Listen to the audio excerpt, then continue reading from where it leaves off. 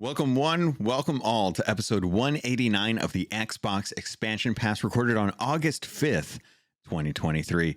I am your host, the intrepid Captain Logan, and this week, Luke is gone. He is out of here. I am in control. That's right. This is becoming the Xbox wrap-up, and with me to help with this mutiny is none other than the Player One Podcast's host and longtime game fan, CJ Superpack. CJ, how you doing, buddy? I am doing great, Logan. Thank you very much for inviting me on the Xbox Expansion Pass. It's great to be your replacement, Luke. No, actually, you're Luke and I'm the Logan this week. Is that what that is? Yes. So there's going to be I'm wearing my Sea of Thieves t-shirt, so I'm playing the part. You really are. You got it nailed down. All you're missing is the constant hat for fear of people judging you for being bald, but you have a nice head of hair. So next time we do this, for next time, well, no, if you've got it now, I mean, you've got it forever. 25 is the cutoff, I've heard. Is it? Okay. Yeah, if you make it past 25, then you're Gucci. You don't got to worry about nothing.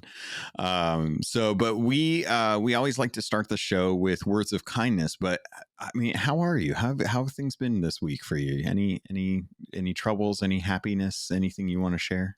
Oh no, I'm doing great. I'm been playing Exoprimal on Xbox Game Pass and feeling great. Just shooting dinosaurs, and video games are awesome. Logan. They really I don't are. know if you know this. every week I feel so grateful to all the developers that make these games that we play, so that I can have fun at night playing. Yeah. When you don't get so ingrained in the business aspect of things or how things are done, you just kind of sit back and enjoy games for what they are. It's amazing, like how many really good games are out there that people are just like, nah, I don't like it for this reason. Not every game has to be for everybody. No. Either. I think that's important to remember. Like you can find a game you like. It doesn't have to be the same game that another person likes. Like there's so many games out there for everybody. It also doesn't have to be 60 to 200 hours either. Sometimes it can just be like 5 hours and you just sit back and enjoy that. I like a good 5-hour game. Sure.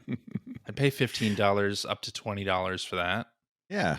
That's a reasonable price. I can't blame anyone.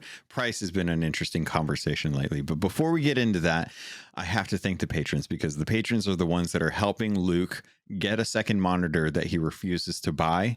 And I don't know why. He would much rather spend that money leaving me here alone to try and make some sort of show so that he can go to the beach and not do pirate things, which is very strange. But I have to thank the patrons. They are the ones. So every week we call out the tier 2 and tier 3 patrons. I'll go ahead and do it this week, since CJ, I don't know if you feel like jumping in here, but thank you to Robbie Bobby Miller, Cypher, Silent Cypher, Xbox Skittle, Rick Gaffney, Zach LeCouture, African, aka Charles Jones, Game Positive, Jam Pack Sam, Matt Valdez, Neo Prime 33, Rick Davis, Red Beast, Xbox Mike 29, Matt Without Fear, the Lord Sir Master James Suddy, Brendan Myers, aka the Winter Gamer, Sony's VP of Marketing Kevin Butler, Clint Coombs, DJ Hero, and Dano12. Thank you to all of the patrons. Just as a reminder, too, the tier 3s do get the Xbox wrap up this week. It was a very long episode, CJ. We did over an hour, which we always told ourselves we'd do like 20-30 minutes. It'd be like 20-30 minutes, just sit down, and we've stuck to it. We've done a pretty good job of sticking to it, but this time it was over an hour. We got into talking about Game of the Year discussion. I think that always really just kind of brings out like the hymns and haws about games. So it was a really good one. But we'd like to start the show with kind of a thank you to those for our words of kindness.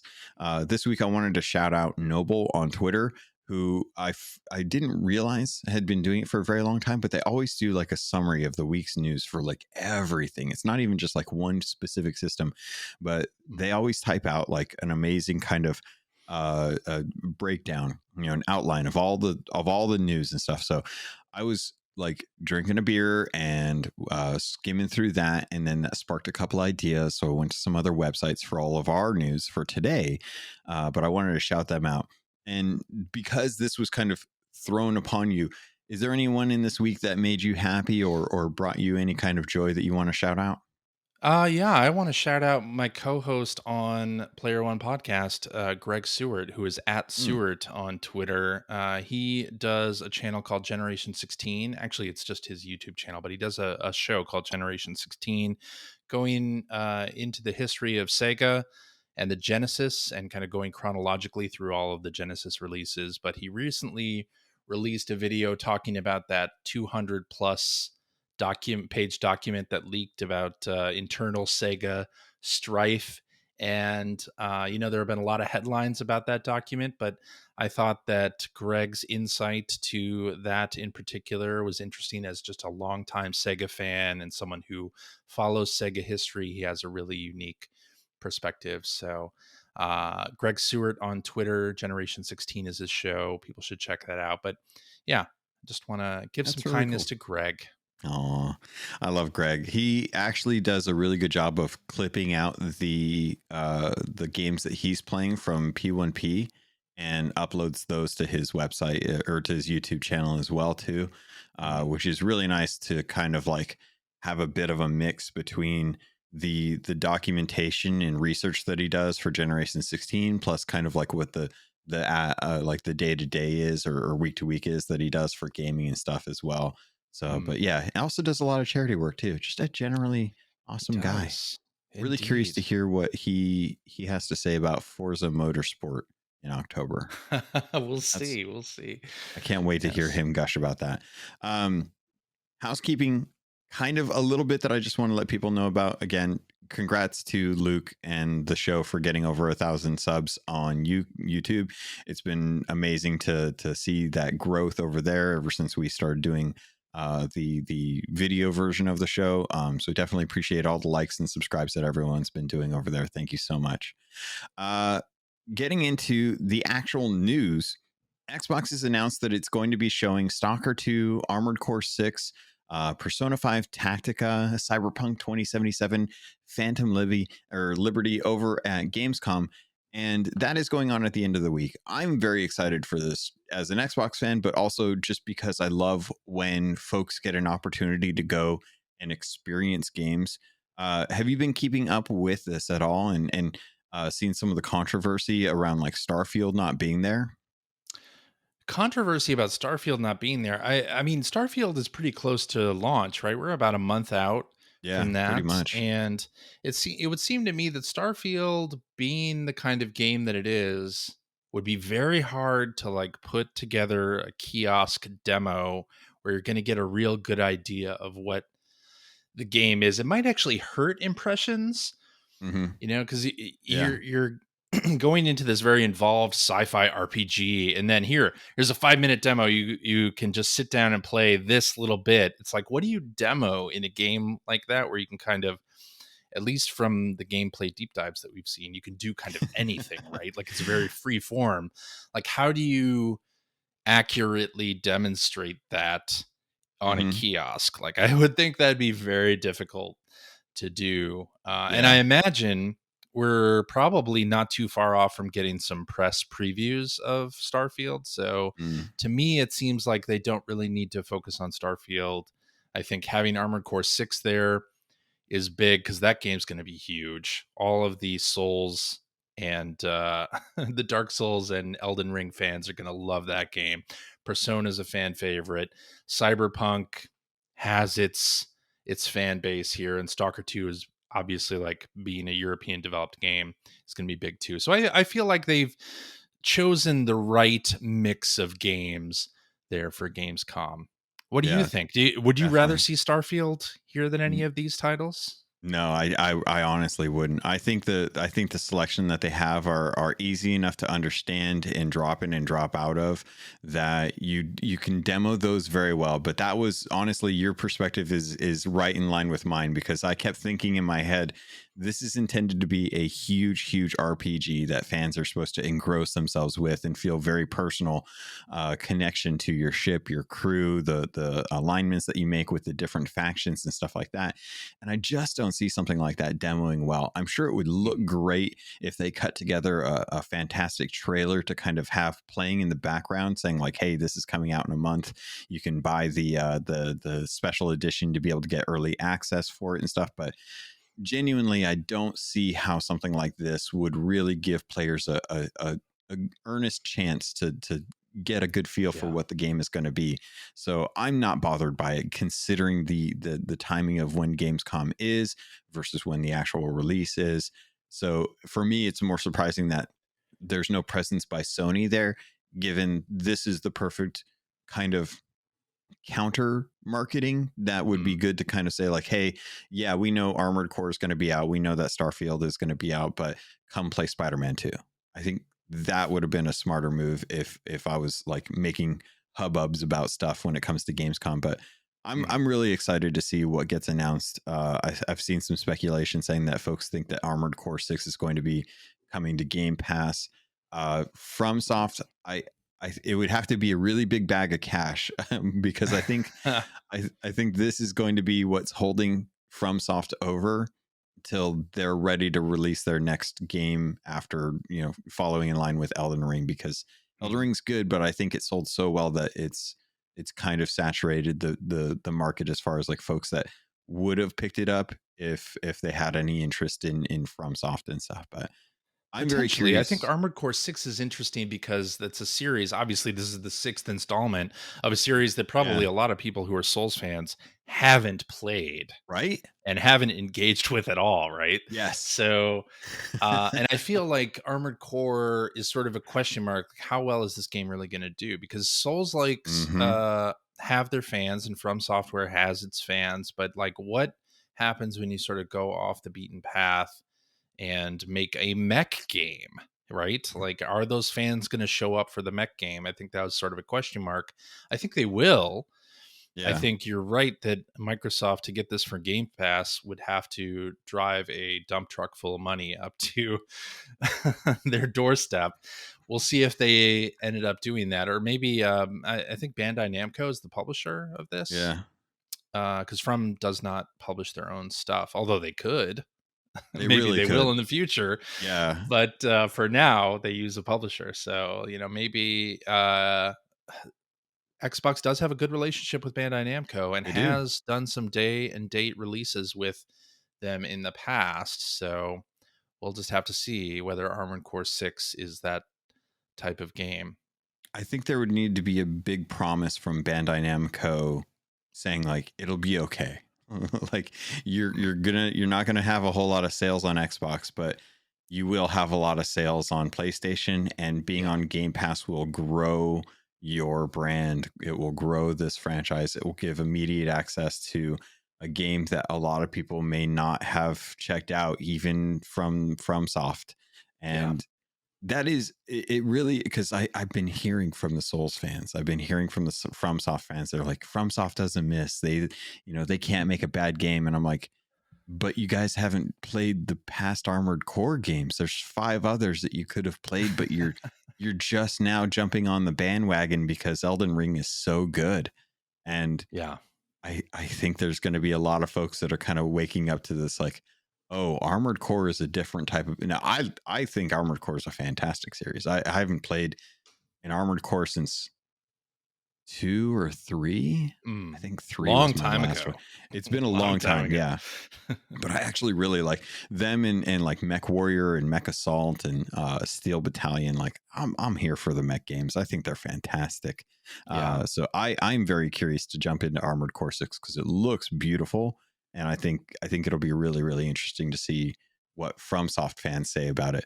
I'm Mm. also really looking forward to Stalker 2, because that's one Mm. that's been delayed because of the war that's going on, and I I really want this game to do well. Like I really, really, really think that studio deserves to have like their flowers, and be able to do that. Yeah. I know you're a big RPG fan. I know you love Japanese RPGs and turn-based fighting. Are you going to jump into Persona 5 Tactica? Has that like got your interest at all? No, nothing. No, but Okay. I mean, I respect what the Persona series does. That's not really for me, right? But having it as part of the Xbox lineup, I think is super important, Mm, and really shows the breadth of the catalog that yeah, Microsoft has been able to get on their platform. So a little surprisingly more good. Japanese support. This is good for Xbox. Yeah, yeah. When's Humanity coming to Xbox? No comment. Okay. One of the one of the things that I did want to talk about was cons in general. Gamescom still one of the biggest conventions that you can have. E3's dead, sadly, and Xbox Fan Fest is about as good as you're going to get next to maybe the Game Awards if they go and do anything in like the summertime or in the Game Awards just in general, like in November. Mm. But Gamescom still trucking, still moving people to go to Cologne, Germany. Do you miss going to conventions for that kind of on the floor kind of atmosphere? I do miss going to conventions, and I think the last one I went to was the Portland Retro Gaming Expo last year. Ooh, That was a lot of fun, a that lot of sounds energy fun. there. Yeah, and it's just fun to like be in the same place as other video game fans and kind of enjoy the hobby together. Like Hmm. at E3 or at some of these other like PAX, I never really was the person to go around and wait in line to play demos of things. I have done that in the past, and Hmm. oftentimes it's like I play 10 out of context minutes of this game that I'm excited for, and by the end it really hasn't changed my hype levels usually. And sometimes I actually come away disappointed. Or if I'm Mm, bad at the demo, it's like, oh, this kind of ruined it for me. So interesting. that happened with The Last of Us, the original Last of Us. I played it at No. PAX and I was like, oh, I'm bad. I'm bad at the combat in this. Am I really going to like the full game? And it ended up, I Yeah. really liked the full game. It's one of my favorites of all time. But to me, like the power of some of these expos, like Gamescom, is just being there with other players and seeing people get excited about games. So, and Yeah. a lot of it's the other ancillary like panels and things that are going on that are the exciting part for me, anyway. Yeah. Yeah. See, I really hope to get an opportunity in the coming years to start going to some more of the like the PAXs and stuff. Mm, I doubt I'll ever get to do like an E3, but I'm okay with that. It's the it's the opportunity to get to talk to devs about their game that I think I really appreciate. And when I got to the last couple conventions, the for Sea Thieves that I did recently, one of them was over in Ohio where they happen to have like a kind of a board game or tabletop game convention going on, but they still had a few video game devs there. And I hmm actually got to meet with one of the main dev and director who's working on a new Little Nemo game, which I loved the original like Nemo game from Nintendo, and Right. getting to play his game felt very reminiscent of that. But the opportunity to sit down and kind of talk about like the reverence to the comics and the storytelling that Little Nemo is beside the game, that was what really sold me on the game because the game was actually pretty fun, but it was getting an opportunity to see the passion from the devs that I think a lot of gamers really do. They would do well to kind of invest themselves with the devs because I Mm, think a lot of the rhetoric that I see online tends to come from perspectives that are separated from the actual studios and the devs that work on them, which is fair. They don't need to. They're consumers. They don't have to be connected to the studios that are making the games. But so often I see consoles and studios propped up on a pedestal and revered for the games that they release, that when other studios don't have that, they tend to get dragged through the mud unjustly for the most part because games are hard. And I think it's true. I think that's something that I think conventions really helped with was being able to offer an opportunity to talk to another human being face to face about the passion of a game that's in front of them, and understand that there are a lot of hours being poured into these projects that may go completely unnoticed. That's true. And the lineup that Xbox is showing at Gamescom is great. I'm sure there are a lot of indie devs that are going to be at Gamescom as well, showing Mhm. off their projects. And from the development side, going to one of these shows and showing off a game, it's incredibly uh, helpful to watch other people play a demo of your game and to just see their reaction to it and how they go through a level.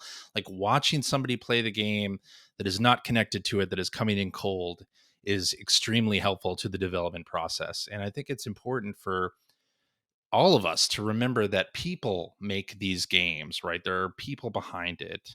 And it's easy to go online and bash this developer or that developer, but there are a group of people trying to make these games for us. And to me, every game that comes out is a triumph. It's miraculous that we even Yeah. get polished video games. Like, Yeah. every video game is a triumph. And the fact that we get to play them at the end is amazing. Yeah. Do you think a lot of the scrutiny for games comes because of just how many games we have, and we have to Mm. be more selective and considerate when it comes to like how a game is performing for the consumer? Uh, I don't know. I mean, I think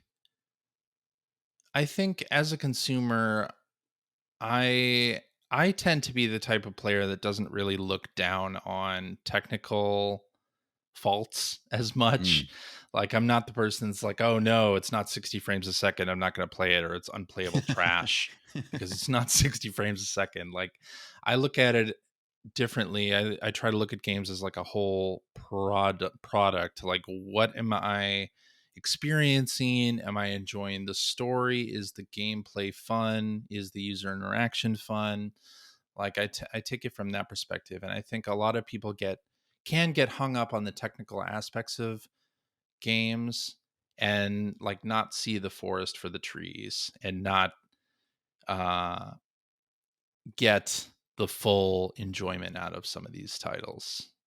I know That's, Redfall was very maligned, uh, yeah. but there were people who really enjoyed it, Luke, and I think that's fine. I think that's Mhm. great. And as a game developer, even on a game that is widely bashed like Redfall, for somebody, it's going to be one of their favorite games, and you just kind of have to think of it in that aspect as well. Yeah. Yeah. I definitely love that perspective. It's one that I struggle with from time to time because I know that there are areas that could be improved for a lot of games. And I tend to want those areas to have been improved prior to getting a chance to play it. So that's where Mm, I think I struggle is I see where I was like, this could have been better. I wish I'd been able to play this when this was better. Same thing with like Cyberpunk. I mm, loved Cyberpunk when it first came out, bugs and all, but I look forward to seeing folks who've never played Cyberpunk who pick up the game in Phantom Liberty in the new state that it'll have with all the changes and the balances and the adjustments to the trees and stuff like that. See, they are going to be getting the best version of the product, yeah. and that to me is an envious state to be able to like wipe my memory of a game and be able to go back and just play through it. And at that perspective, I can't wait to see like what folks think of the game from that. um One of the things that we'd kind of touched on a little bit was being able to show your game off to someone who's never played it before, and how valuable that is as a developer. uh, Xbox is now getting the opportunity to test streaming directly to Discord from your Xbox. This is something that you can do right now if you have a PC. If you have a PC, you can go live with any game that you have, stream it directly to your Discord server, and people can jump in and watch, comment, talk with you about it and stuff like that.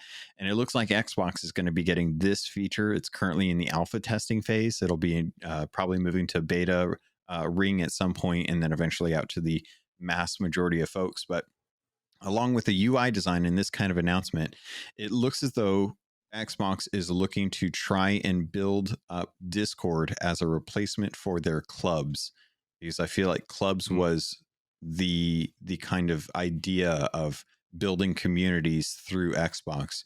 I wanted to see if you'd seen this. What do you think of it? Do you see yourself wanting to utilize this as a way to kind of, well, I know a lot of what you play is typically on PlayStation or on your Logitech G Cloud, so maybe not necessarily something that you would do yourself. But do you have any thoughts on this, or was this a news item that you checked out? Yeah, I did check this out. Actually, the day that they released this, I was looking into, can you stream your gameplay from console onto Discord? And as soon as I searched that, like a bunch of Windows Central and Xbox True Achievements, like links came up at like that were posted three That's hours so ago. funny. And yes, it's in the alpha ring. Now, I think this is great. I have enjoyed that functionality on PC quite a bit. I think it's interesting if you have a Discord community that you're involved in, having a voice chat open where people can stream whatever games they're playing and get together like on a Friday night or something and just hang out and play.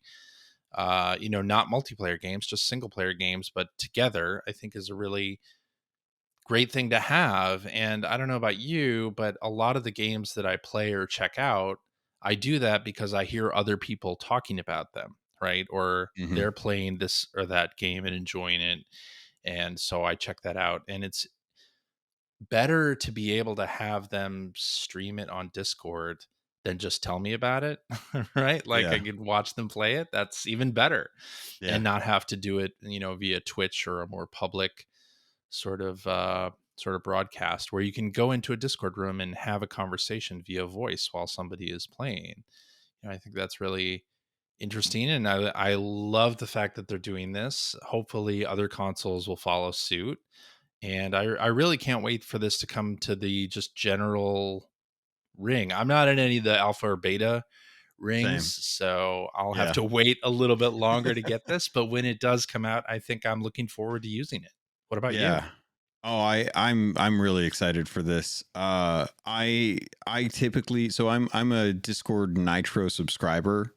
So they've got two tiers that this is available. So if you aren't a Nitro subscriber, which I would recommend being, just because you get better quality, you get a lot more size that you can send files for. So it really kind of opens up Discord to just be a little more usable as a content creator. But the thing that I really like is that when you stream, you typically stream at 720p and 30 frames per second, which for a large portion of people is good enough, because it's going to be off to the side on a window, or it's going to be on their phone and they don't necessarily need that high resolution. But as a Nitro subscriber, you actually get access to the 1080p and 60 frames per second, which I think is honestly very fair, considering that Discord itself is actually free for everyone. So Hmm. I'm fine paying a premium. I love the perks that they offer, because the perks offer a lot of things that I utilize on a regular basis. And this to me is something I really like the idea of, because some of my friends can play through horror games like the Resident Evil franchise, for example. I have a lot of anxiety trying to play through horror games, and it's not because I don't.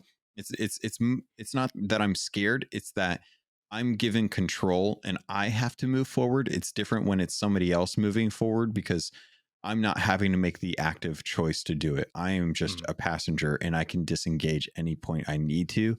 Whereas with a video game, you can't progress through a horror game if you're playing it unless you're making the active choice to do so. So when friends are playing those and they've been streaming them to Discord servers, I get to hang out and chat with them, be on a lighter level, and they can worry about, getting attacked or getting jump scares and stuff. And I can still consume the content without feeling like I'm going to have to deal with the anxiety that comes with that. And that's just something that I think really doesn't get addressed a whole lot. Like not a whole lot of really people, or not a whole lot of people really talk about that.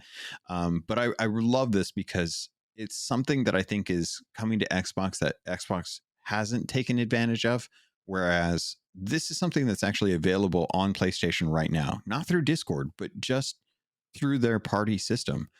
PlayStation has had this since launch, and it's very surprising to me because I actually think that this is a really great way to kind of have your friends sit down, especially with a system that is predominantly single player, third person action games, and allow each other to have up in the top of the screen, their gameplay showing while you're playing your game, and you just sit in a party chat and you can just hang out and watch each other play games while you're playing games, and enjoy that kind of camaraderie between just being friends and stuff. So I love that Xbox is getting this opportunity. I really hope that they take advantage of it, because I think that if it's not used, then it tends to fall into the PS5, we sold you a webcam but didn't give you a reason for the webcam outside of streaming your face to your friends while you're showing off your game and stuff. So I hope that this is a tool that people utilize, and I'm looking forward to seeing like what they do with it. Yeah, I hope so too. Do you know, can you join on Xbox and watch your friends play on console? Or is this the thing where you'd have to have the PC window up You, as well? as far as like jumping into their game or just to watch? Just to watch. I Like believe if you I was in a can. voice chat with you and you were streaming your game, could I watch it on the Xbox console, or would I need to be on PC or mobile to see it? I believe that you can actually watch with them. Oh, okay. I think Well, you can that's even actually. better. Yeah, I think you can. I think you can see him actually do this in game. I don't know if you can. As far as I know, you can't stream your PC games to the Xbox and have people watch it, but I believe that you can watch from your Xbox and have people actually watch it from the Xbox as well too. So Okay. I'm very curious to see like how this all works out, because I think that this is something that will help content creators who have been Definitely. kind of maligned by social media lately with the choices that have been going on there, to try and insulate a little bit, try and build up their community, or build up the fan base, and just kind of say like, hey, things are not going well on such and such platform.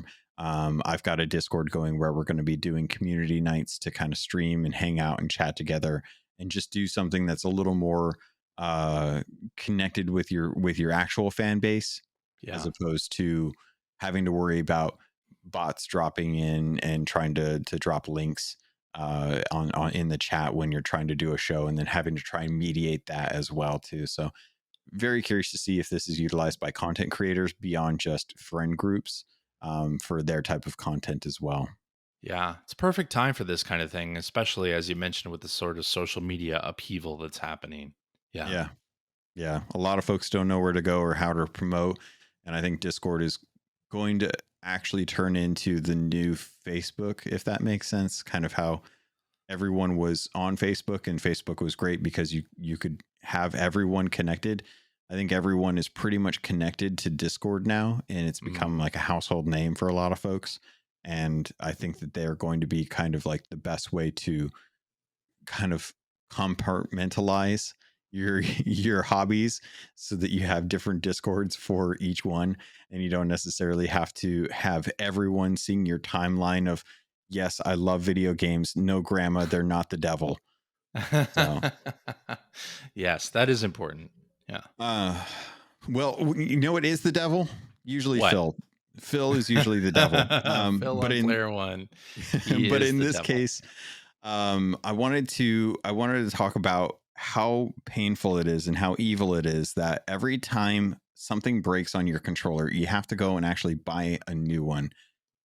I have a Sea of Thieves controller in my case behind me. It's hidden by my tiny head, surprisingly, that is getting drift. And I will not be able to replace that thing unless I tear it open and actually replace it. But I'll never get to have the actual joystick like working the way I want it to. This is a problem that has plagued, I think, a lot of folks with controllers who are hard on controllers for a very long time. And the recourse is to spend 60, 70, $80, depending on the version, to get a brand new controller that you really don't have a whole lot of options for. Um, and now we've actually got a bit of an option. So our next story is actually coming to us from Xbox's store, where we found out that you can actually purchase replacement parts for the Xbox Series controllers as well as the Xbox Elite 2 controllers. Now they just announced the Elite Core 2, which is like I think it's 130 MSRP, 130, 140. It's around there. You can usually get it for around 110, 115 on sale, but it is just the core controller. It doesn't come with all the little attachments or case or charging cables, all that stuff. It's just the actual controller itself. But Xbox is going a step further. They're now selling the shells. They're selling the buttons. They're selling the actual PCB boards for these that have like the little joystick actuators and the buttons and stuff. And I actually really love this. I don't know how often you crack open your cases or your controllers or tinker around with stuff. But this is something that is like right up my alley. If you guys want to dive into this, there's a lot of really good guides. In fact, Xbox actually announced that they have videos on their YouTube site that actually gives you a breakdown of how to break open your controller, how to remove stuff safely, how to replace the parts that they're selling. And the parts are actually reasonably well priced. You can actually get buttons. You can get PCB boards from anywhere from $20 to $60, depending on the version that you're going for and the type of board that it is, which if you're just messing with one thing, that's actually significantly cheaper than having to go and buy a brand new controller, especially if it's a controller you really, really like. So, CJ, I wanted to get your thoughts on this. Is this something that you do on a regular? Do you ever like crack them open or try to fix any of the controllers or consoles that you get? I think if I were to break them open and try to repair them myself, it would turn out just a mess. Quite honestly, I'm not a very handy person in general. And if I've had to install anything, any kind of electronics in the house or anything, it turns out badly. So I'm not allowed to do that at home anymore.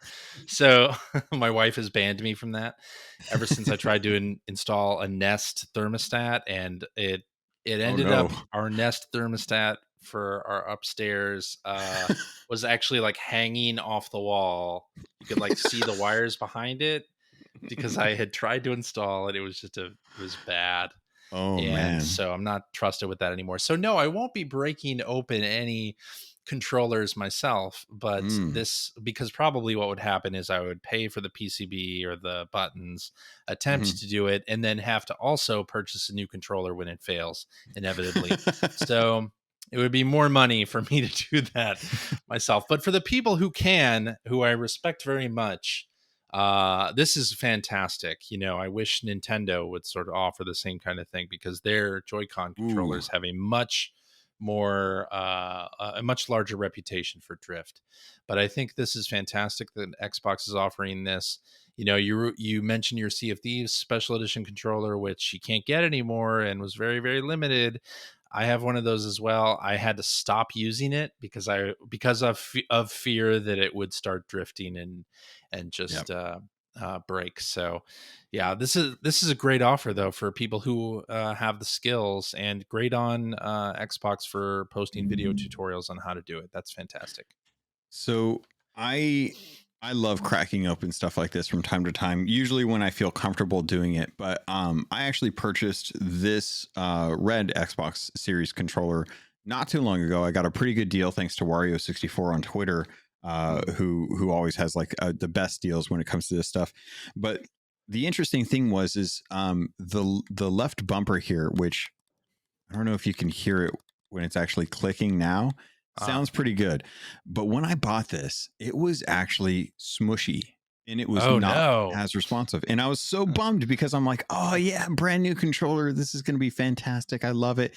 And it had a squishy bumper. And I was like, Ah, Man, I'm just going to relegate this to a one-off, and just it was a. Captain Logan does not like squishy bumpers, I people. don't. I This is like them. just I like them yeah, snappy. I like them clicky. I like that rapier wit kind of this type of thing. No slow smudgy kind of jokes or anything going on here. yeah. Um, I because of this, I needed to check and see like if this was something I could replace. So I decided to do follow the video. I actually broke open the video and followed the step by step. Hmm. Cracked open this little baby, which was surprisingly easy, especially given like the Nintendo Joy Cons. Like I've torn apart Joy Cons and I've put custom shells on them. They are finicky. They are very hard to work with. There's a lot of really small parts kind of clustered together, and they're put Hmm. together. I don't know. Magicians put those things together, because I always have a hard time. I can't work those things that well. Pikmin. It's Pikmin that put It's them together. Pikmin put them together, and they do a Yeah. fantastic job. That's why Pikmin 4 took so long to come out. They were That's too right. busy filling the stock requirements for Joy-Cons for their 140 some million units sold. But I cracked open the Xbox wireless controller, and it was surprisingly easy. There were very few screws to really have to tear things apart. And you know what I found out? Hmm. The interesting thing about this is I thought I was going to have to replace the bumper button. I figured the bumper button on the left one was just faulty. I was going to have to do it. When I cracked open this, I pulled off the front shell, and I saw next to where the little bumper goes down, the little depress area, the safe zone that usually shows when you have the shell off, was being blocked by the Ah. wires that are connected to the actuator that goes into the trigger for the little vibration. Ah. And it wasn't sitting snugly in its little wire channel. So I took a little spudger and I pushed it over, and I pushed it down, and then I put the shell back on, and I clicked the bumper, and lo and behold, the bumper is fantastic now. And I'm like, Nice. oh my God, this is what it was. It was the whole time. It was just the cable was in the way off of the manufacturing. So yes, I had to destroy the little back sticker on the controller in the battery case to get to one of the screws, but I now have a Hmm.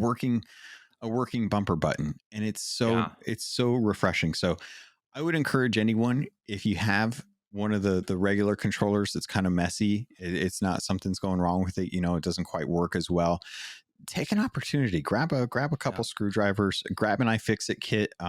They're always good to have on hand. Crack one open and just play around with it, especially if it's already a lost cause. Hmm. You're not losing out on anything because you probably aren't using it already. And just kind of tinker, just kind of use it as an opportunity to have some fun, tear something apart. If it doesn't work out, you can still recycle it.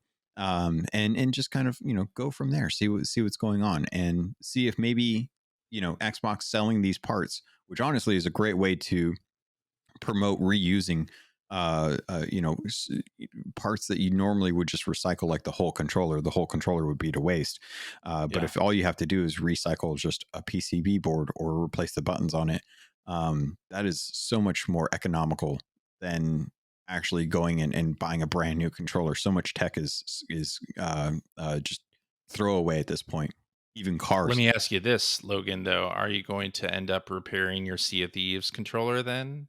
So that's one of the issues that I ran into, is Mm. the PCB boards that they are selling currently are for the specific series of style that is just on the model numbers for the Xbox Series controllers. The Ah, the model that is currently being used for the Sea of Thieves controller is an older model. So right. That was an Xbox unfortunately, One controller. Right. yeah. So Okay. unfortunately, the Xbox One controller is exempt from this. It's a shame, because I would really love to be able to use that Sea of Thieves controller. I understand the little rubby grips on the top of the thumbsticks are completely smoothed over from how often I've been using that controller, but I still just absolutely love it. I think it's a beautiful Yeah. design. Um, I really wish I could replace that, but They need to put it's out okay. another Sea of Thieves special edition controller. Come on, Yes, Microsoft and Rare, do it. Come they on. really do. They really actually do. That just needs to be a thing. One of the things that I'm very curious about, though, is that they didn't offer the batteries for the Elite. And Mm, this is something that I think plagues cell phones a lot more than I hear controllers in Xbox's world, because a lot of controllers, Xbox has smartly done the double A's and have stuck with the double A's, which I think honestly in hindsight is a lot better than having to sit there and worry about your Nintendo 3DS like having a bulge and having to like pull out the battery from that and get that replaced, which you can actually do. It's actually not too bad. You can actually use the same battery for your Nintendo Pro controller, which is kind of cool. hmm. But they don't sell the Elite Series batteries with these parts, and I think that's a huge opportunity for them. It might just be a shipping thing. Like they may not be able to ship just batteries securely enough that they're not going to explode like on delivery.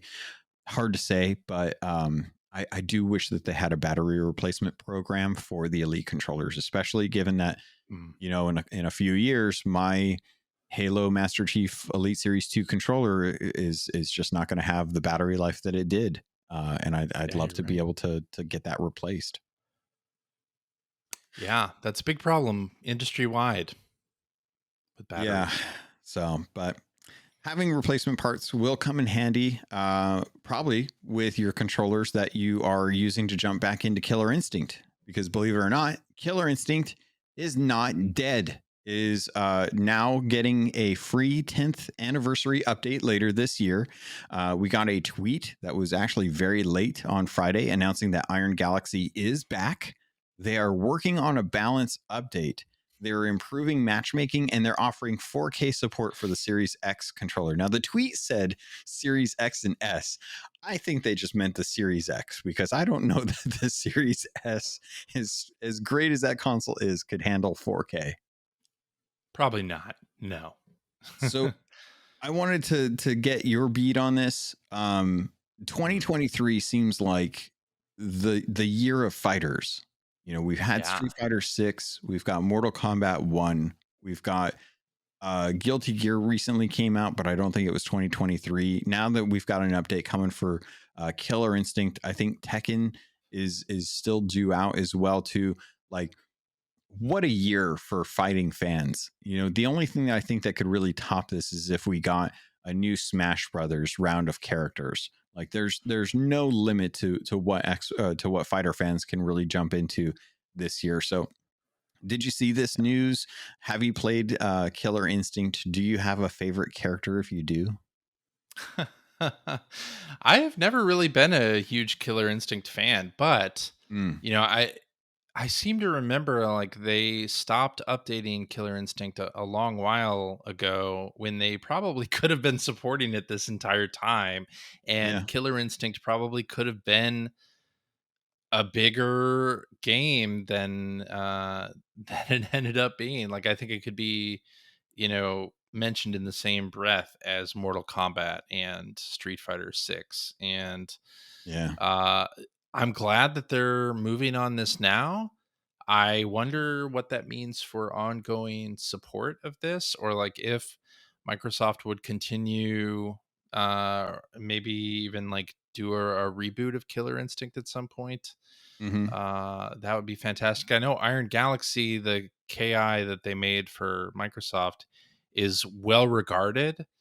Yeah, I just find it amazing that they're doing this now. They probably should have been supporting Killer Instinct for a long time. It is really surprising that now of all times is when they decided they wanted to come in Yeah, right? and drop an update for this. I definitely wonder if this is a like kind of a marketing gauge as well too. Like, are they going to? I imagine they will probably take a look at the analytics of this and see like, okay, hey, we commissioned Iron Galaxy to come and do a quick tweak and a buff and polish on Killer Instinct during a year, which is probably the best year for them to see like, okay, are fighters viable on Xbox? Should we revitalize Killer Instinct? Should we Yeah. do anything unique with it in the future? because now is probably the best time to do that. So I wonder if this is just kind of them testing the waters to see like if people will show up, and if so, I'm very curious what that means, considering PlayStation now owns Evo, and Evo is going on right now, and has been having some fantastic upsets as far as like championship winners and stuff like that. Especially with Mortal Kombat 11 has been fantastic to watch. But very curious to see if Yeah. Microsoft will actually start to get kind of reinvested in fighters. Well, it looks also like it is on Steam as well. Like, I wonder, are they Oh, updating anything on the Steam version? Is this yeah. across all platforms as well? Like, yeah, I Very think they could curious do to a lot see. here. Probably for a pretty small lift, you could bring this back into the forefront. Yeah, originally released in 2017 on Steam. Isn't that crazy? Yeah, you can make it run it well on Steam Deck and get a Mm, whole new life out of this game. really could. Yeah. And Yeah. and I'm always curious to see, because I see a lot of folks say like, they need to take a PlayStation All Stars approach for Xbox. They've Mm. got a vast plethora of characters now that they could make into their own kind of fighter and stuff like that. And I wonder if Phil at the top of there is taking a look and seeing like, okay, well, we're doing fairly well with the Japanese market. We're pulling a lot of games from Japan and bringing them over into like Game Pass to be able to expose a lot of the North American audience and European audience to games that they wouldn't normally have access to. I wonder if this is their shot at kind of saying like, okay, well, we're going to have Activision soon. We're going to have a lot more IP under our belt. Having Killer Instinct refreshed might invigorate the fighting genre for Xbox. And if that's the case, would it be worth investing some time for a studio to take a look at maybe doing like an Xbox All Stars and having a lot of characters that are cherished put together in a brawl style manner? Or bring them to Killer Instinct. Bring Master Chief to Killer Instinct. It looks like there Ooh, is Battletoads yeah. in Killer Instinct. What about bringing Captain Flameheart into Killer Instinct, or like some characters from Sea of Thieves in Yeah, there? I think that could be super fun. Yeah. definitely. I would love to see a new season pass of characters, or an expansion pack to Killer Instinct that brings in a lot of like, you could do Doom Guy, you could have Yep. Price from Modern Warfare, Vault Crash. Dweller. Vault Dweller now. Yeah, you've got all the Bethesda. You've got the Skyrim guy you could bring in, Yep. a whole bunch of new characters that you could start tacking on. If Mortal Kombat's doing Omni Man and the boys, you could 100% bring in some really fun Yep. characters from Raz from Xbox. Psychonauts. Raz from Just Psychonauts go in crazy. Killer Yeah. Instinct. That would be amazing. I can't wait to see what Double Fine could do if they were like, oh yeah, just go ahead and have Raz. Yeah, That'd be fun. That'd it'll be be fun. fun. We're definitely really interested to see what happens later this year for that. The only other thing that I really wanted to bring up with you was something that I think you may have experience with. It's something I would love to talk to Phil about, and that's Hasbro wanting to re-release the old Transformer games that apparently Activision still has the code for. There was some discussion about how Hasbro had desired to have the old Transformer games re-released so that there could be a little more life. I think Transformers is still a very popular movie franchise. There hasn't really been a whole lot of movement with regard to the actual video games, but some of those old video games are ones that I've had a ton of interest in and are not accessible unless I go and buy like an Xbox 360 and track down the physical games on this. Um, did you ever get to play the Transformer games? Yeah, I Like, played I think it was Devastation that I played. okay, how was it? Uh I liked it. But the levels were too long. This is a problem I have with a lot of platinum games. Yeah. The levels being too long. So, but I did really enjoy it. Mm. I think it's interesting that there was that interview with a Hasbro person talking about how Activision had lost the code, and then they retracted that statement. They didn't really fully retract it. They just said they had spoken out of turn. So it didn't say, oh, yeah, Activision does have it. They kind of just said, oh, we're sorry, we made a comment. They didn't say, oh, yeah, they're going to re-release these now they found the code.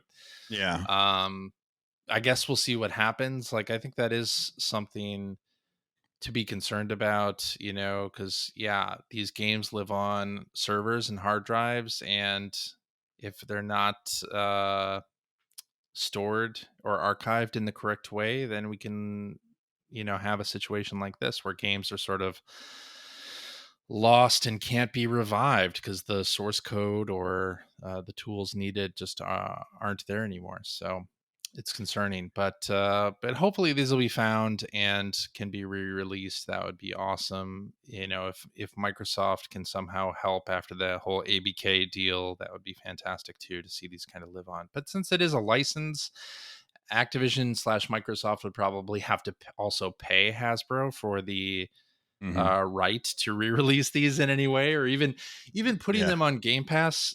Since it's a licensed game, that would mean that Hasbro would also be receiving money for that. So it's kind of funny for them to make the comment, yeah, we wish these were available, but also we want X amount of dollars from Microsoft or Activision to do that.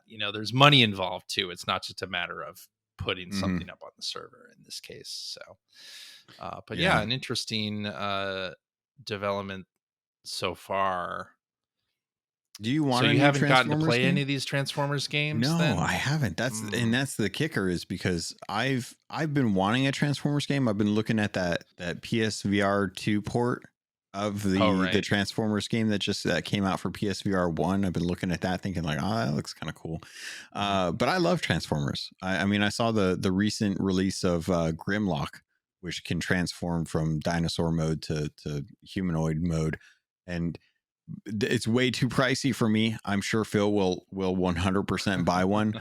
But I love the Gen 1 Transformers, man. They're just they will always live in my memory as a cherished toy to get from time to time. I remember getting them like from Toys R Us as a child, and on the drive home being able to tear open the blister pack and pull out the little Transformers and just sit there in awe as I transform it from one form to the other, and just absolutely loving them. So the games are something that I missed out on because of mostly World of Warcraft, and just that whole generation being lost to me. So having the opportunity to go and actually play those, first off, I think it would be great for Hasbro to have an income to judge whether or not this would be a good thing for them to invest in a studio to actually work on.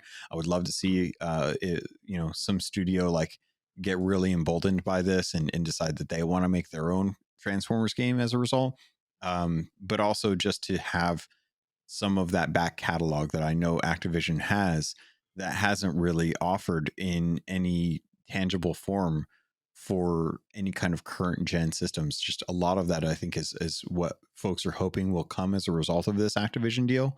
And even if those games only come to Game Pass Ultimate, I think having access to them is still more beneficial, even if it's going to cost a little bit to spend to Hasbro for the licensing on that.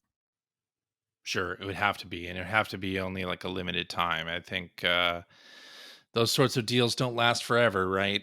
Even if it's a license or movie license or whatever, or a character license, something like this.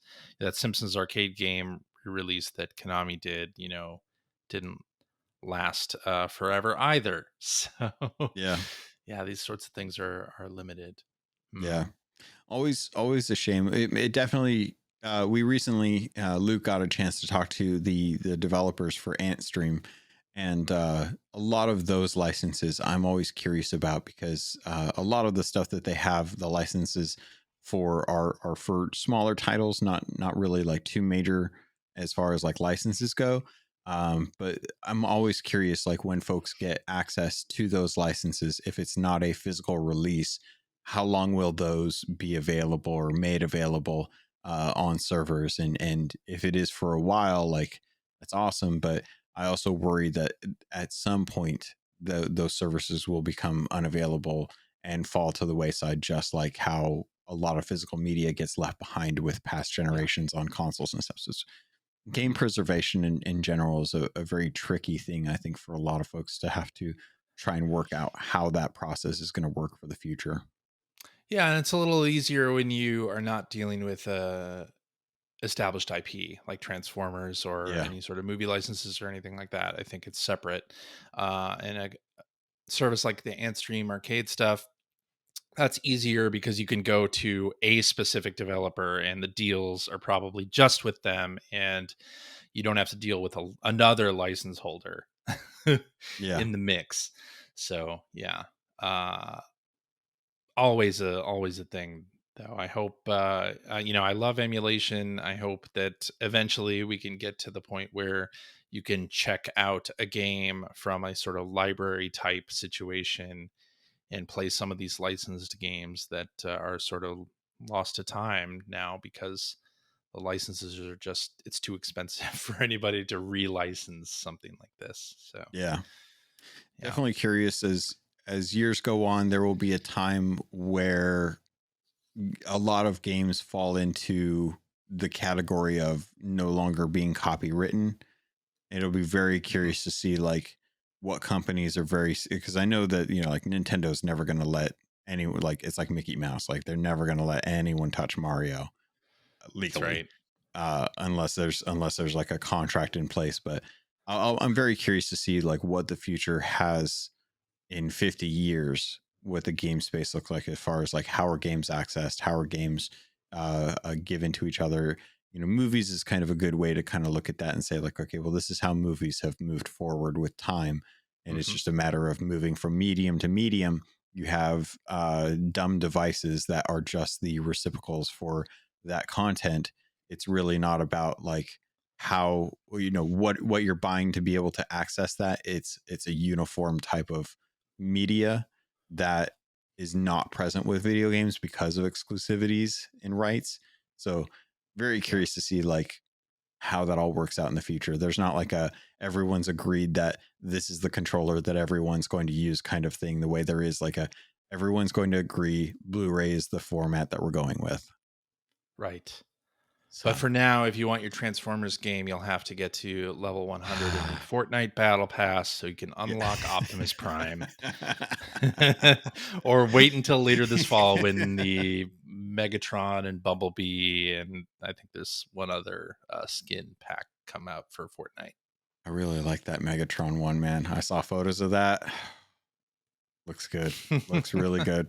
Yes, I it just does. hope that they go all out and allow you to have. I really wish that you could have Megatron in Fortnite as an ally that follows you around, but additionally can transform into the gun so that you can Right. then use the gun. But once you're out of the charges, or like limit it so that it's a limited use only, he then turns back into the like that would be like next level. Like, come on, Epic, get Fortnite to start working on that. Like, that's the kind of thing. Like, that's what I want from like a PSVR2 kind of thing. Like, I want to be able to have like the Transformers turn into things like the movies, and then be able to get into them and drive around, or like get on them and drive around and turn in the gun. Like, Yep. where's that? Let me get to that type of Transformer game.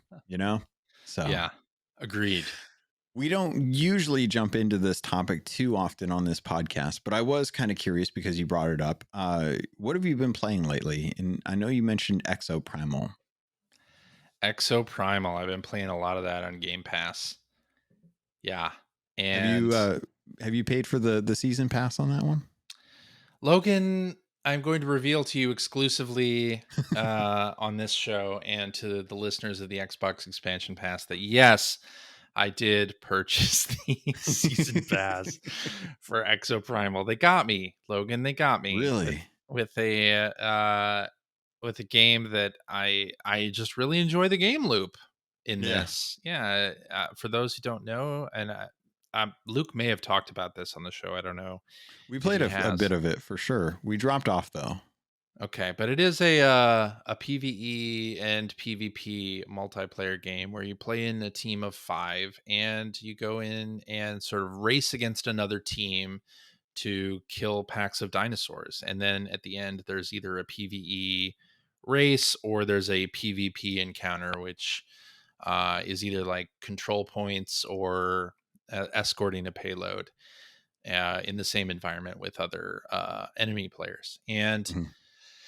the loop is just really fun. And I think part of it is that the majority of the game is PvE and you're fighting dinosaurs. And for me, I really enjoy being the support class Yeah. in a shooter or any kind of game like this. And I think Exoprimal, the way that it's set up is that the team component is so important. Like you need somebody who's good at support and is actually going to heal everybody.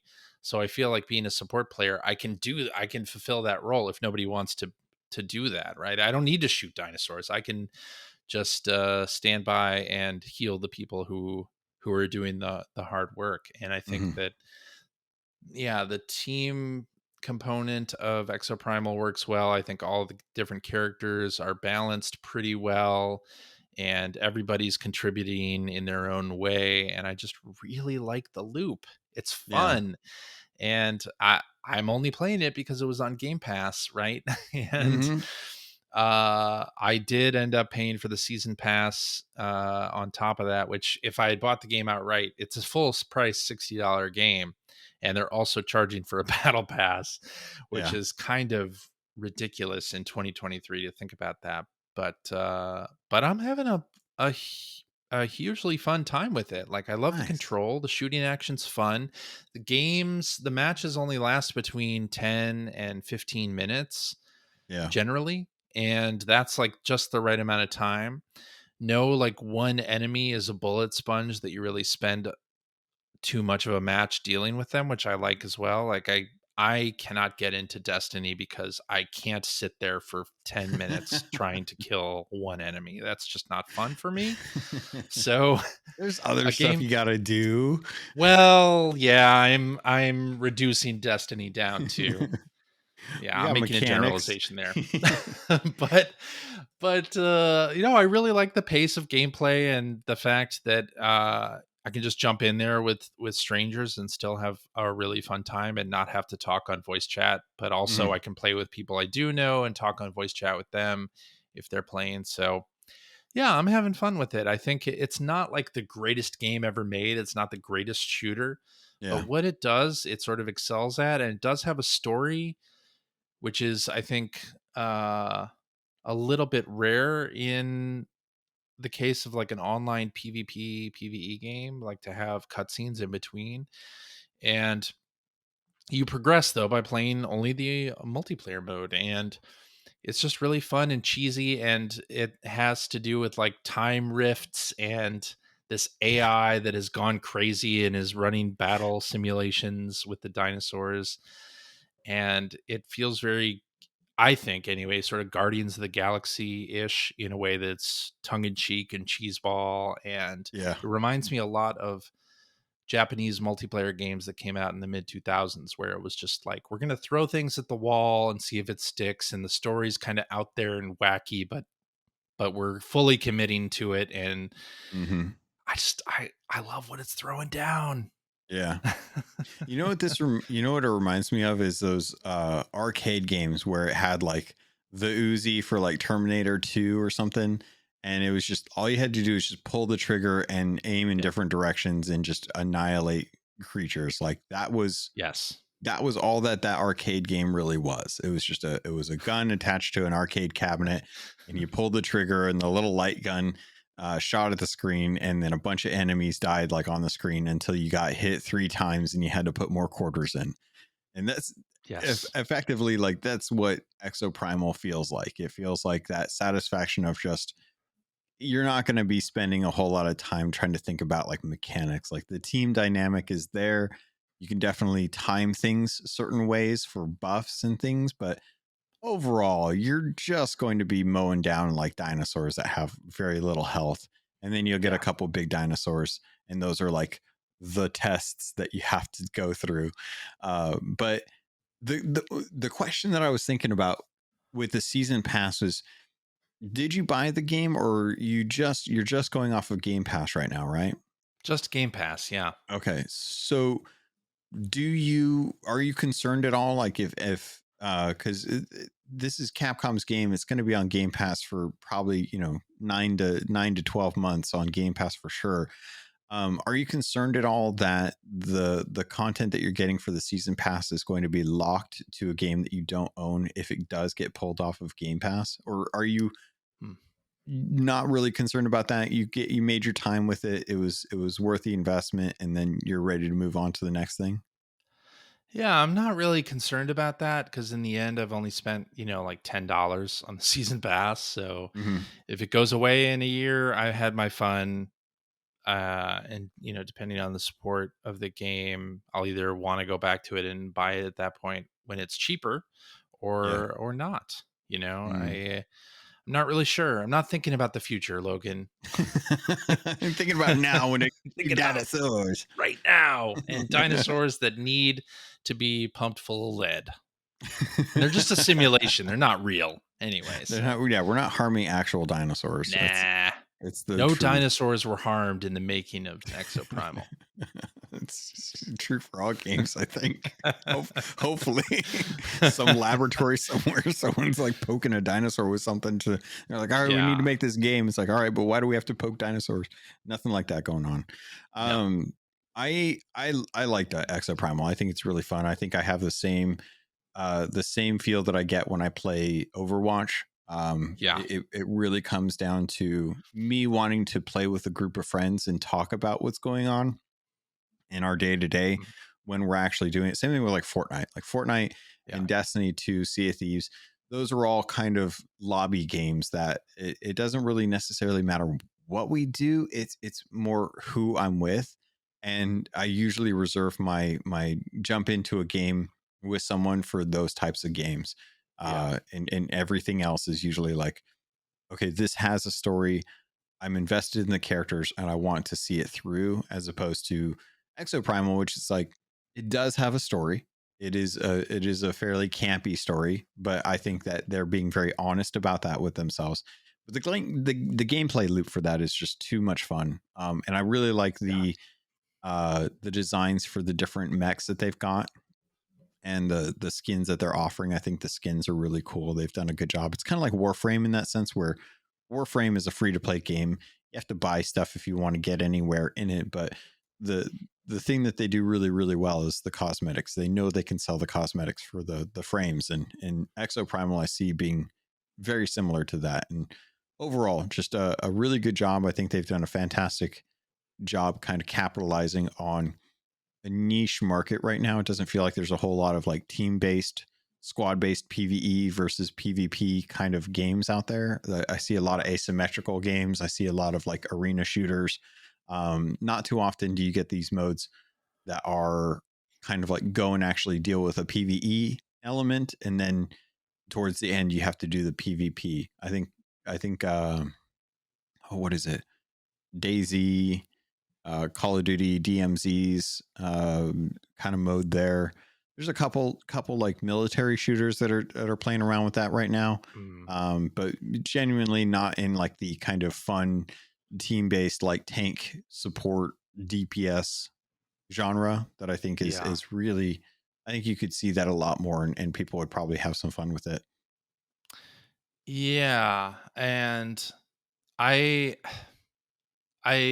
really like the characters in this. All the suits feel unique, and they are going to have a Street Fighter and Monster Hunter collaboration coming up here, where the exosuits are Street Fighter and Monster Hunter Yeah, themed, and I can't wait. I yeah, am I am pumped for that. Even though I don't really play Street Fighter at all, I'm a classic Street Fighter player, and I'm yeah. looking forward to that. And then Monster Hunter, I've only really dipped my toe into Monster Hunter in general, but I'm looking forward to that too. I hope they do more with this. Let's see a Oh Mega yeah. Man Ooh, collaboration, and God, why isn't that a thing? I'm sure they will eventually make an Exoprimal Mega Man collaboration. That it's Capcom; they'll definitely do it. But I mean, one of the things that I think Exoprimal represents that I'm really excited about, and I think is great on the Capcom side, is Capcom has Resident Evil I They have know. Street Fighter, they have Monster Hunter. These are 3 huge properties, right? Yeah.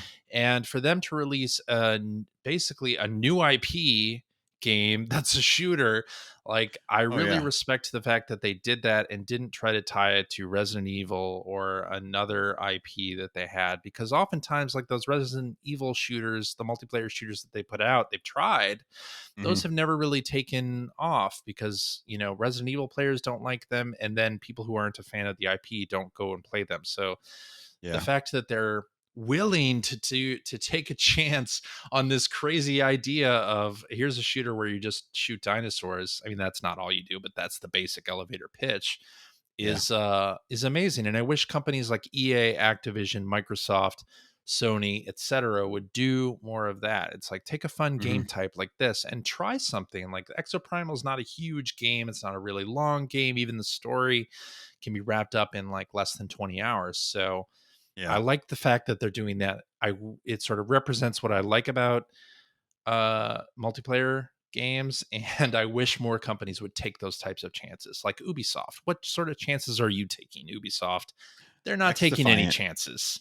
They're doing X Defiant. That's their kind of COD arena, which is like a little bit of Yeah, but that's not going to do well. I I don't don't know. know, I think man. Capcom has different expectations than Ubisoft has for a multiplayer Oh shooter yeah. like 100%. Exo Primal. Like Ubisoft has probably sky high expectations for X Defiant.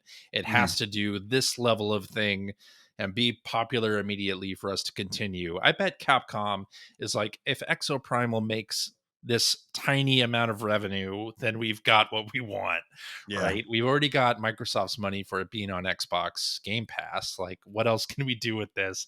Yeah. And yeah, I feel like you don't see that very often. You get games like Crash Team Rumble, where Hmm. it's like it's a multiplayer Crash game that is really good, but the Crash players don't want it, and people who don't like Crash don't want it, so they're just not going to play it. It's like, oh no, like Toys for Bob made this great multiplayer game, and nobody's going to play it. Yeah. Hmm. Feels like too many people are honed in on either military shooters, third person action adventures, or Souls likes Yeah. almost. Seems weird. I can't imagine why. But I am very interested to see if Exoprimal goes absolutely crazy, because you mentioned like Resident Evil like being something that they could have done, and they have done some things that are multiplayer games. I could 100% see a Resident Evil event where the dinosaurs are replaced by lickers, and the big dinosaurs are replaced by Mr. X or Nemesis Right. or Right. giant anaconda snakes or spiders. Very easily could start seeing like you having to fight Lady Demetresk in a mech that looks Totally. like Leon or Ashley or something, and have fun with it. Just get crazy. If they're gonna bring what was it, Guile and Ryu from Street Fighter as mechs, then Hmm. just go all out. Bring on Leon, bring on Jill. You have to fight Wesker. Start bringing in some of those other IPs as kind of fun little tie-ins. Like you can kind of have fun with it. And it doesn't have to mean a whole lot. It's a goofy game and stuff. And I'm always surprised that Exoprimal is doing so much better than Second Extinction, which has a game preview available. You can go and play that game right now on your Xbox if you really want to, and it's roughly the same thing, albeit a little more Turok, I would say, than kind of the craziness that is Exoprimal. But overall, I think a lot more people are interested in Exoprimal than they are Second Extinction, which just Mm. very It's true. surprising to me. But I think it's the goofiness that does it service. You're making me want to try out Second Extinction now. I It's never gave that game a shot when it yeah. went up, and I would like to try it. Yeah, it's So, good. I think it has its shortcomings, which I see compared to like Exoprimal, but it's also, as far as I mm, know, it's still a game preview, so they could still do a lot with it. But yeah, still feels more Turok to me, but a little more hectic, like Exoprimal. Very interesting though. I think folks, if you like Exoprimal, you ought to give Second Extinction a shot and see what you think of that compared, and see like where two different companies went when it decided to to mow down, hordes and hordes of dinosaurs from outer space or from different times and stuff like that. Generated by an evil AI. Yes, which we Yeah, need to make sure important. we got to stay on top of Skynet for this. So That's right. This could happen in real life. You never know. Like it just could be the future where being AI is now the one summoning dinosaurs into our world, and CJ, you and I have to jump into mechs to be able to save the future. I'm ready. I practiced. No disassembling controllers required. All right, CJ. Well, it has been a fantastic episode. I've had a really good time talking with you. We don't get to do it nearly enough. I think the last time we got to like hang out and chat was the last time we got to play Ghostbusters Spirit Unleashed together, which just got an update, by the way. And I really want to go check out that ghost that's based on the old toy that I used to have with a little eyeball that pops out, because I love that toy so much when I was a kid. But CJ, you've got today's Saturday, tomorrow's Sunday. Sunday is going to be the Player One podcast. You guys stream it live over on YouTube at Player One Podcast channel. That is at 5:30 Pacific time. And it is just going to be you and Phil this week. Greg is not in there, but where can people find you outside of watching your show and listening to it over on podcatchers and Spotify and all those good places? Well, I am Superpac, SUPERPAC, on all of the social networks. That's X, Blue Sky, Threads, Mastodon. I'm on mastodon.social. That's really where I post the majority of my stuff. So that's really the best place to find me, or playeronepodcast.com. Like Logan was saying, you can listen to our show, and we do it every week. We've been doing it every week for 17 years almost, which is crazy to think about. Me, Greg, and Phil talking about video games for that long. But and then I also work at Enhance. I'm a user experience director at Enhance, the company that does Tetris Effect Connected, Res Infinite, and our latest game is Humanity, and that's on PlayStation. So if you have PlayStation, Xbox fans, you can play that, or it's on Steam as well. Yeah, I was gonna say it's on Steam. Steam is still a really good place to play that, I would say. Absolutely. If you have a Steam Deck, it's a perfect Steam Deck game. It's a action puzzle game, kind of like Lemmings, and super fun as well. So yeah, those are the places you can find me. Awesome. I definitely appreciate it. I love Humanity. Humanity is a really fun game. It's it's one of those ones where I wish that we could get some custom skins for the blocks that you can create. So because you can already customize the humans a lot. But I would love to be able to start building worlds the way I'm thinking I want Lemmings. I want to be able to have like little grassy knolls and rocks and stuff like that. But Humanity is a fantastic game, done really, really well for the studio. I'm really glad to see that it's taken off as well as it has. A lot of folks jumped into it and stuff, and just love seeing the different levels that you post up as well too. Some of the crazy custom ones that I won't touch, just because of how little brain power I have to be able to commit to some of the insane. Like I've tried a couple of the puzzles that people put out, and I'm like, man, I have no idea. I cannot. They can be tough. They can be real tough. I'm like, this is cool. I'm glad they figured it out. I would love to see what it looks like when it's actually done by someone who knows how to figure it out. But yeah, I feel the same way on some of these. Yeah. So outside of that, if you guys want, definitely make sure you're checking out the XEP Patreon, that is going to get you access to the Discord server where we're having really good conversations. There was some announcements just this week about, what was it, Lego? There's some new Lego stuff that's coming out there. A whole chat just dedicated to folks that want to talk about Lego, stuff like that. And I think there was even teases about a new Lego. I can't remember what the set was. There's just a new Lego set that there was like rumors of going around. Animal Crossing, that's what it was. Yeah. Animal Crossing rumors for Lego, which would be very Nintendo going hard on Lego sets right now. It's really crazy. So, but definitely make sure you guys check that out. If you want to get a hold of me, I'll be in that Discord. Otherwise, I'm still over on Twitter at CAPT_LOGUN. I'm also over on Threads as well, but I don't remember what the handle is because I don't have enough time to really traverse all the different social medias. I haven't gotten a Blue Sky invite like Mr. CJ here, who got one from, was it Phil? Got you an No, invite? I did No. not get one from Phil. I Oh, got I thought one from who? somebody else. Yeah, Okay. No, podcast we listener. can't disclose that information.